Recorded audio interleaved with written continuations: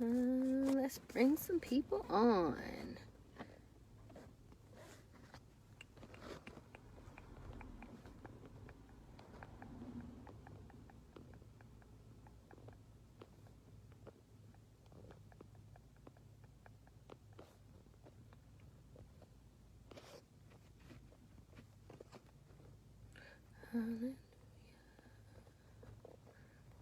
Hey, Coleman. Coleman, I'm going to bring you on with me. Are you in a place where you can do that?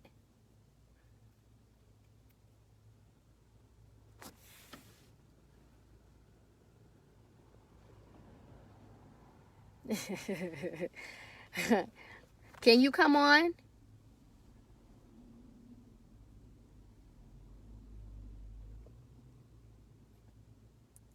Okay. So today I want to just share with you guys some things that God has been showing me about increase. And if you listen to the War in the Spirit podcast, we've been talking about breakthrough and how to produce the breakthrough. And now that we've crossed over into 2019, now we're in a season where God wants to increase us. Hey, Tiffany. And so, increase is all about what you're willing to do and what you're willing to give God. So what God was showing me is that everything that we have, He wants to align it so that we can be increased in our lives, so that we can have and experience the prosperity of God on our lives. But the only way that that can happen is if we give it all back to Him. Because if we decide we're only going to give God a part of our lives, then He can only align a part of our lives. He can only prosper us in a part of our lives. But if we give Him everything, He can put it all in alignment so that it all works together in our favor, so that every area of our lives becomes prosperous, so that every area of our lives increases. And so we have to give it to God. And if you think about it, when you place something into God's hands, it must grow. It must increase. It must be great, because it's in the hands of God. At that point, when you say, God, I give this thing back to you, you put it in His hands and you place a demand on His power to increase that thing. Therefore, your increase becomes imminent. It must happen because you've given it back to God and you've put a demand on God's power to increase that thing. And so now that we've crossed over into the new year, now's the time to begin to ask yourself, what things in my life am I still trying to hold on to that I have not given to God, that I have not maybe been willing to give to God, things that I'm still trying to control. You need to start to ask yourself, what things in my life am I still trying to control? Am I not giving back to God so that God can grow it? One of the things that I was reading about was Adam in the garden, in the Garden of Eden in Genesis. And what the word says is that God planted a garden. And God caused trees to sprout up from the ground and plants to sprout up from the ground. And God gave it all to Adam. And He told him, I'm giving you dominion over all of these things. So God gave Adam every single thing that he needed. And as long as Adam remained in the proper posture with God, God would continue to provide what he needed. However, as soon as Adam decided to get out of alignment, then he was only subject to what his hands could produce. Then he had to work the ground himself. The word doesn't say that he had to plant that garden. The word says that God planted the garden. So when you allow things to be in God's hands, God will favor you, and God will cause it to spring forth for you, so that you don't have to work so hard with your hands. But if you decide you're going to hold on to it and it's in your hands, guess what? Eventually, it's going to stop producing. And that's what happened to Adam. So death wasn't even a thing before Adam decided that he was going to go his own way. So Adam caused some things in his life to die by deciding to get outside of God's will and God's plan for his life. But if you decide you're going to allow God, you're going to continue to place your life into God's hands, and guess what? It continues to grow because it continues to be in God's hands. And whatever is in God's hands must grow. And there is no limit on the power of God. So when you put something in God's hands and you place a demand on God to show up, then it continues to grow. There is limitless growth. If you continue to submit yourself to God, God will continue to grow you. It's not like a regular job where if you get promoted on your job, eventually you hit a glass ceiling, right? But with God, if you continue to submit to God, guess what? There is no glass ceiling. He'll continue to take you higher and higher and higher and higher. It's all about what you're willing to surrender to him and what you're willing to give to him. And, I think sometimes that we get so caught up in what it looks like. Well, God, if I give this to you, if I walk away from this job, if I give you my purpose, if I do what you're telling me to do, God, how am I going to live? How am I going to pay my bills, God? How am I going to eat, God? What's going to happen? And so what God was showing me this morning was all of those things are already provided for you. God knows that you need food. He knows that you need a place to live. He knows that you need clothes. He knows that you need money in order to survive. But guess what? It's just like the air. God provides what we need, just like he provides the air that we breathe. When we wake up in the morning, we don't wake up going, God, I need you to send me some air so I can breathe. There's already a system in place to provide us with the air that we need to breathe in order to live. And it's the same thing for the provisions that we need for our life. God has already put a system in place to provide what we need.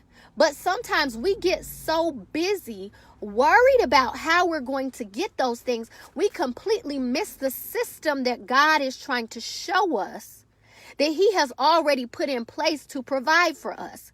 And all he's saying is, I need you to focus on this one thing that I need you to do.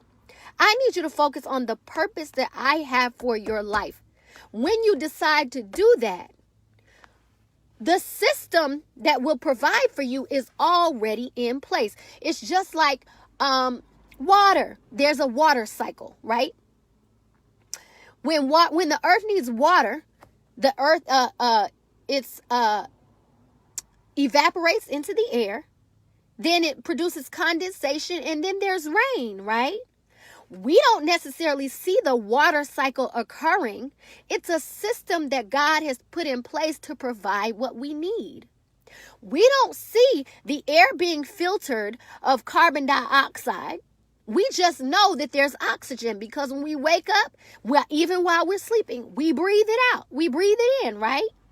God has already put a system in place to provide for you. And all he's saying is, hey, give me what you have. Give me the gifts that you have. Give me the life that you desire to lead. Give me the desires of your heart, and I am going to grow them up for you. You don't even have to do the work of your hands. I'm going to co-labor with you. I'm going to show you exactly how to set up the system so that I can launch what you did. See, the Bible says that God will establish our plans. It doesn't say that we have to establish our plans. God will show us what we need to do, what we need to put in place so that he can establish the thing that he wants to do in our lives. If that's a business, maybe what you need to do is establish an entity. And maybe God will tell you exactly how to go and acquire your customers. If it's a ministry, then you put it together and you allow God to put his supernatural power on it to grow it. If it's If it's another area of service, maybe you're a counselor or something like that. Maybe you're a public speaker. God is going to open the doors, but you have to put it in his hands in order for him to open the doors. As long as you continue to hold on to it in your hands, it can only go as far as your hands can take it. So what you're doing by trying to hold on to what you've got is limiting where you can go and how much that thing can grow. But when you put it in God's hands, the growth becomes limitless because you're not subject to the glass ceiling of man. You're not subject to the glass ceiling of earth. You're subject to the power of God, and God will grow it in an expansive way. You can continue to work with your hands, and that's fine. But the work that you have to do with your hands in order to grow it to the place that God could take it is much more than what you would have to do if you gave it to God and you allow God to place his favor on you. Because when you give something to God, when you move in obedience, God gives you a favor on your life that people will look at you and go, how in the world did you do that? And how in the world did you do that in the amount of time that you did it in? And all you'll be able to say is it's the supernatural favor of God. See, you can go from a entry-level position all the way to being a CEO within a year if you allow, or maybe even less if you allow God to put his favor. That with your hands, if you try to do it, it might take you 10 or 15 or 20 years to get to that place. But God will grow what you give to him. So whatever it is that you are desiring, whatever it is that you desire in your heart to have, whatever it is that God has revealed to you that he wants to give you, he's giving it to you so that you can give it back to him and he can grow it to the place that you actually desire it to be. So what we have to do is stop selling ourselves short by trying to continue to take control of the situation. We actually advance ourselves by saying, God, you know what? I know I don't really know what's best for this situation. I submit it to you. I surrender it to you. I'm giving what you've given me back to you, God, so you can grow it, so you can do what you will with it, and watch what God does for you when you decide to do that. Because the thing about God is what you want is important to God too. It's not just about what he wants. He wants you to have the desires of your heart. But we also have to realize that God is looking for a heart posture that shows him that you're able to steward what he wants to give you, that you're able to manage it, that you're going to take care of it. And so if you continue to try to hold on to it, what that says to God is you're not quite ready to manage or to steward the level of increase that he wants to give you. Because sometimes God will take things away from you in order to give you more. But in order to receive the more, you have to be willing to give up what you got. You can't keep clenching your fist and saying, no, God, I can't. This is all I got. I got to hold on to this. No, and God is saying, exchange it. See, there's an exchange that he's trying to give. Here, give me the little bit that you've got. Let me grow it, and I'm going to give you back something much bigger. But we allow fear and doubt to cause us to clench our fists and hold on to the little bit that we've got. What we're really doing is holding on to lack. We got to stop holding on to lack, because lack is what's in your hands. When you give it to God, God turns it into abundance. God turns it into overflow. Now's the time to open your hands to God and say, I give you what I have. I'm giving you this lack, God. I don't even want it. God, this little bit of stuff that I've got, I give it to you, and I'm trusting you to increase it. I'm trusting you to give me what I truly desire instead of holding on to this lower level, something that's below the purpose that you have on my life. I'm ready to walk in my purpose. That's what God is looking for us to say. God, I'm giving you what I've got so that you can take it and you can increase it and you can grow it. I'm ready to walk in the purpose that you have for my life. I'm ready to walk in the favor that you have for my life. I'm ready to walk in the prosperity that you have for my life. And I am showing you that I'm ready by giving it to you. And when I give it to you, I understand that my increase becomes imminent. That means it must happen because I made a decision to give it to you. That means I can't lose. That means no matter what it looks like, God, there's a demand on heaven. There's a demand on your power to show up, to increase me because I made a decision to give it to you. So all I came on here to say is now in the new year, it's time to take inventory of what you're holding on to. It's time to take inventory of what you've got in your hand and to give it to God so that you can receive your imminent increase. So I pray, that you guys will be prayerful about what that looks like for you. Allow God to give you the strategy. Allow God to show you what you need to do, how you need to do it, how you need to posture yourself in the new year so that He can launch you into the next level that He wants to place you in. So I pray that this blessed your spirit. If you want to hear more about it, if you want to hear more about just how to produce for your life, I do a podcast. It normally publishes on Wednesdays. A new episode is coming out tonight, actually at midnight.